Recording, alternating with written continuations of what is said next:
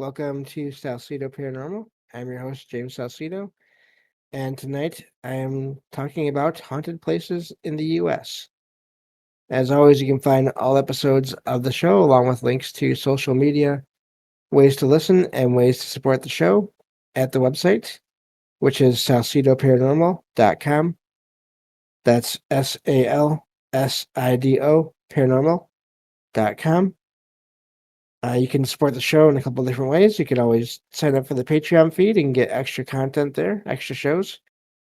You can always catch the recording of the shows live on Discord, but to access them after that for the Patreon feed, that's where you have to go for some of them. You can also check out the merchandise store and get various shirts and bags and aprons with various designs in them from friends of the show. And support is never expected but always appreciated, as there are expenses in making these shows. Please also check out links to friends of the show. That would be Jen, the Arcane Observer, who is usually the co-host of this show on weekends, on Saturdays. And then also Michael Strange of Trouble Minds Radio and the Trouble Minds Radio Network, KUAP, Digital Broadcasting, where you can hear all kinds of amazing shows, as well as my own, 24/7. And so we're continuing our look into haunted places in Colorado. Again, this is a series. This Haunted Places in the U.S. is a series I started quite a while ago now. Stopped it for a while, and we're coming back to it. So if you're looking for the other states that come alphabetically before Colorado, you can find all those shows and the beginning of the series in Colorado in the show archive or the list of episodes, and go from there if you really want to listen to all those again, or to listen to all those for the first time, I should say, or again, I guess, if you really want to. If you don't get tired of hearing my voice after just listening to the new shows. Kidding. But anyway, let's see here. So we are on the Hotel Colorado. And again, the links I am to the articles I am summarizing here will be in the episode description for this show.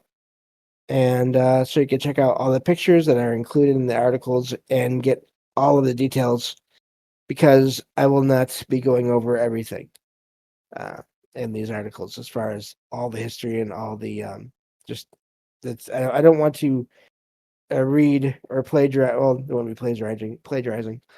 I don't want to take the work of others directly. I want everyone to check out whatever everyone else does.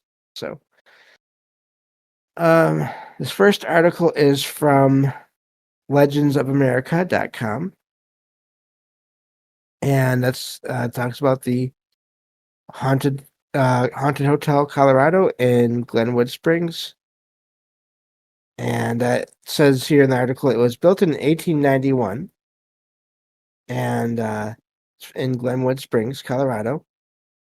And of course, it's a hotel. So here we go. We have so many of these places throughout time that have been or become hotels that just have all kinds of activity attributed to them. So it became open to the public in 1893 with 191 sleeping rooms, sleeping quarters that were rented for as much as $3 a night for the most luxurious accommodations. So again, going back to that time when money was quite different, apparently. So in its early days, the hotel had such famous guests as Presidents Theodore Roosevelt, William Taft, and as well as another person who stayed there. Going back to the last episode we just recorded, Molly Brown actually stayed there at different times as well. In the 1920s, it became the playground, the article here says, for several Chicago gangsters. The whole early mob era also is just, there's so many reports in these places where they used to stay or visit or whatever, which is really, really wild, because you have all this this crime going on and these people that lived hard, lived sort of violent lives in a lot of ways. Anyway, says the article here says that today 131 of the rooms are available to guests. And so talks about the hotel. So let's see here. I lost my spot. And this is actually written by a group of investigators that wrote this article and fairly investigated the place. So they did have they did look into the activity going on there. The article says that guests and staff have reported a lot of activity between the hours of 2 and 4 a.m., which is a common thing. Reports have included elevators moving on their own from floor to floor with no one in them. Also a common thing in some places that are said to be really active. The smell of cigar smoke, presumably from Walter Devereaux. Not sure who that is exactly yet. Maybe it'll tell us more in the article. The smell of perfume and the sounds of dishes being moved in the Devereaux dining room. Okay, so figure close to the hotel, I guess. A young girl was seen there in Victorian clothing playing with a ball in various parts of the hotel. And a female apparition that looks over, basically looks down on basically be in the rooms of male guests and look down at them as they are sleeping in bed. Wonderful. Another report there, it says in the article, is that during the time the hotel served as a naval hospital, that's really wild. In that hospitals are also said to be hotspots for paranormal activity. A chambermaid was caught in a lover's triangle. Now this is it's said, so I don't know how accurate this is, and was murdered by one of her jealous lovers. Says that her screams can still be heard in areas of the hotel and the room which she died, and it's had so much activity in that room that it cannot be rented and is now a storage room. Makes me wonder, feel bad for all the employees that have to go through that room to get things and dealing with that kind of energy from that kind of terrible event there. But says that most of the activity takes place between 2 and 4 a.m., but I'm not sure what the initial stand for, but the group CC, I'm guessing Colorado, paranormal investigators. But they say that the greatest success as far as catching evidence was between midnight and 1 a.m.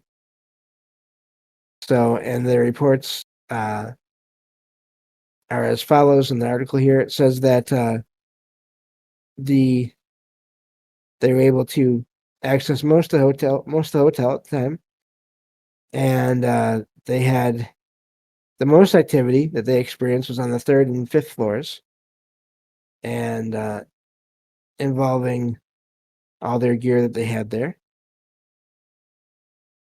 There were several guests that reported at different times seeing a small girl in the hotel, and so the investigators decided they would try to interact with her using an actual ball and set up a monitoring system with cameras and a motion sensor, and they placed the ball on the floor in room 416 with the motion sensor and cameras focused on it.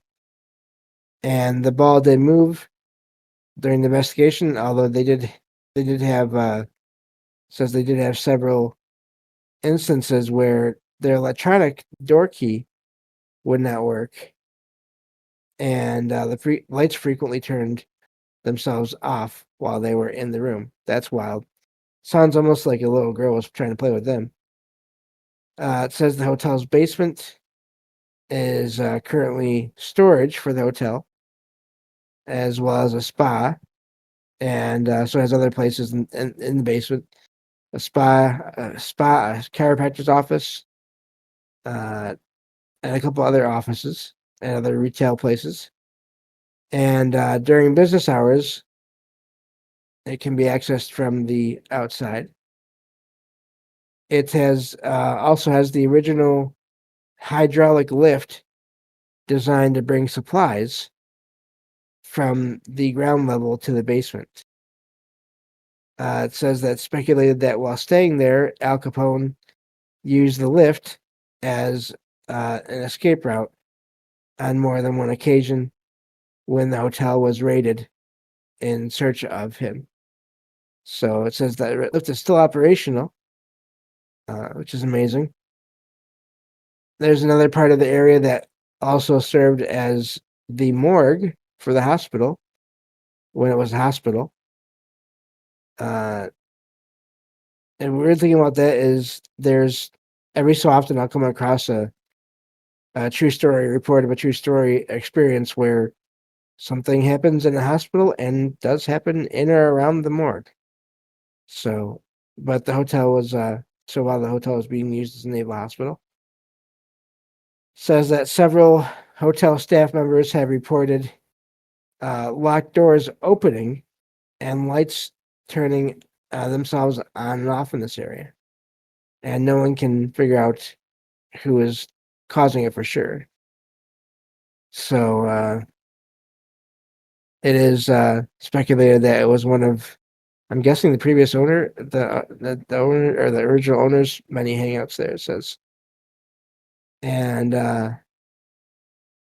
so looking at the rest of this article here. So on the third floor, it says this group of investigators, they had a high amount of activity. Several guests and staff have reported apparitions there, as well as strange smells and sounds, lights turning on and off, televisions changing channels, which can be done by other remotes in other areas accidentally, but knocks on doors with no one there. And it says they went to the center of the corridor in front of room 325.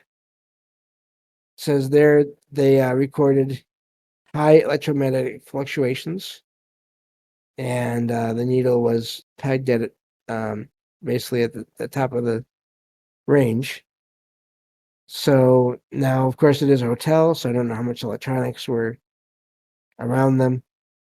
There is also a cold and heavy spot, a feeling, in the area. They could not locate any possible source for that cold spot, and or any source for the spike in electromagnetic energy. So I'm guessing they must have. So it does say they took baseline readings of the energy in the area, and they were a lot lower than the spike that they got. So that's maybe indicating something going on there.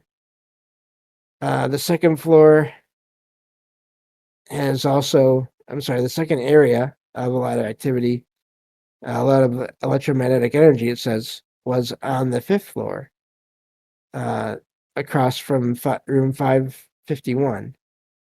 There they found a locked, unmarked door with energy fluctuations ranging from 8 to 10 milligauss. That's the top of their scale that they use.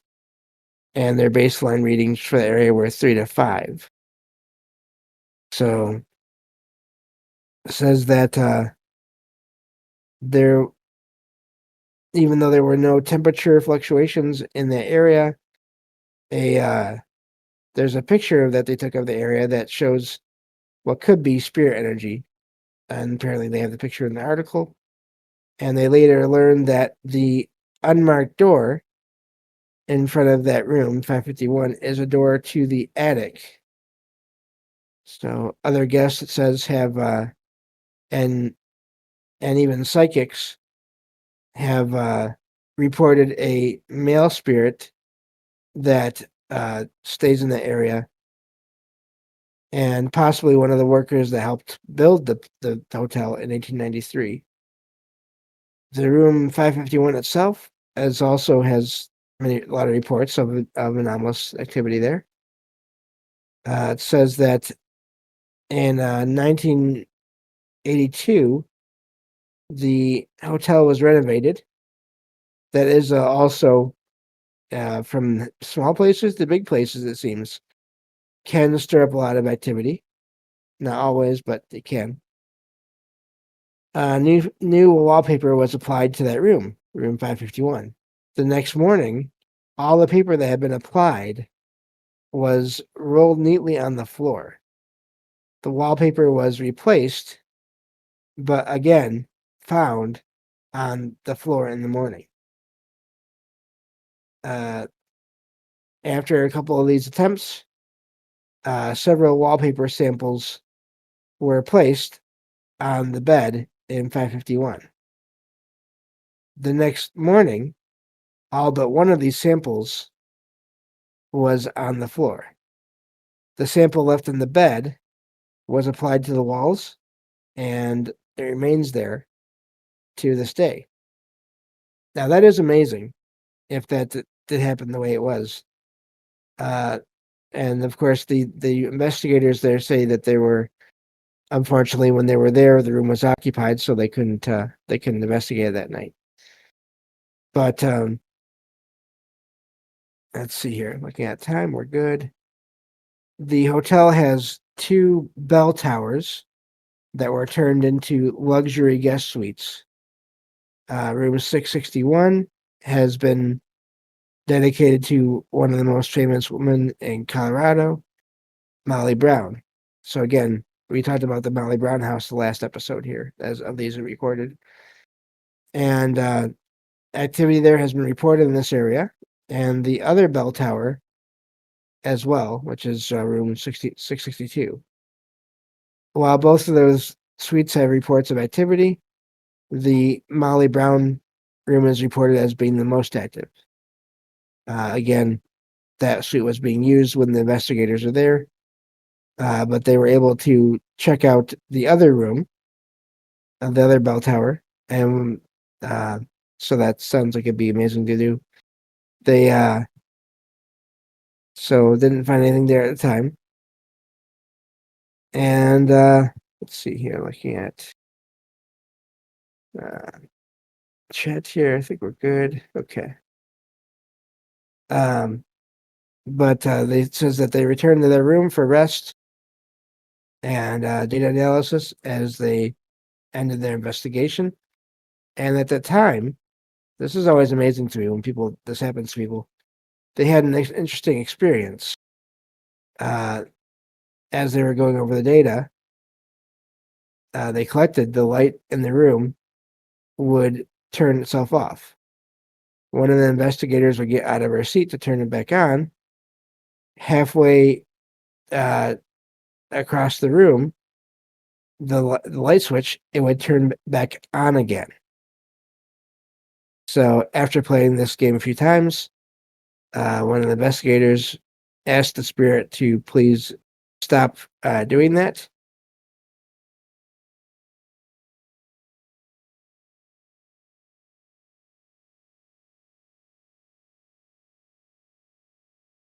Get some more. And as they relaxed, the lights turned on.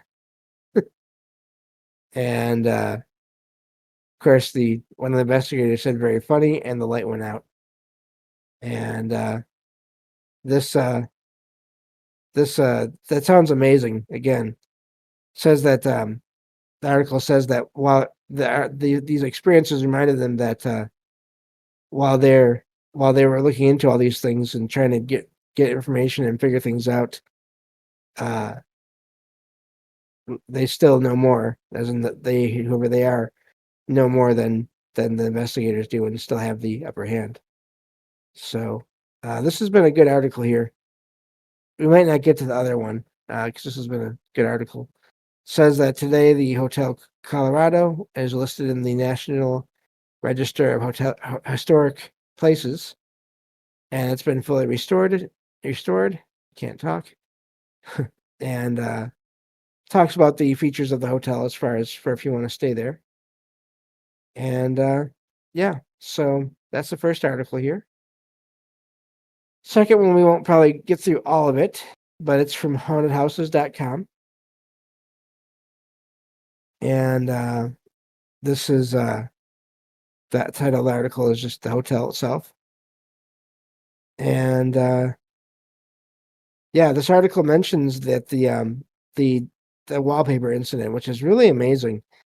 I've only heard of this a couple other times over the years, but it does seem to, at least according to reports, it seems to work, where people will be making renovations to their home or their business,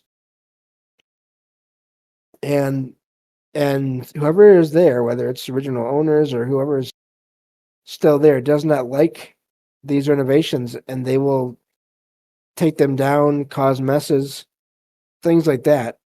And then the people once in a while will have this idea of trying to communicate and giving options for the renovations. And then when they do go forward with those options that are suggested somehow through communication, through movement of objects, however it's done, the activity quiets down and things aren't damaged or moved or disturbed as much. So that makes you wonder, is that the person that people think it is, that maybe used to live or work in a location, and sort of getting their input in on and their ideas in on how the place should look. I've even heard in rare cases too, and I think we'll leave the second article for you all to check out. I'll still include it in the episode description for you to check out the rest of it, because we're not going to have time to get into that one.